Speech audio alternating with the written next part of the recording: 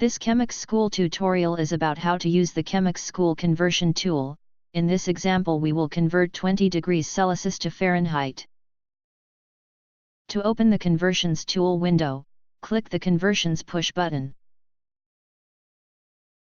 In the temperature frame, insert 20 into the Celsius text field and press the Enter button on the keyboard. The answer can be seen in the Fahrenheit text field. If we now, for example, want to convert from 100 Fahrenheit to Celsius, click the Fahrenheit text field and insert 100. Press Enter. The answer is now visible in the Celsius text field.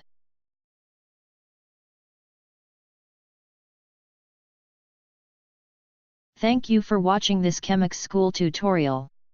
Don't forget to subscribe.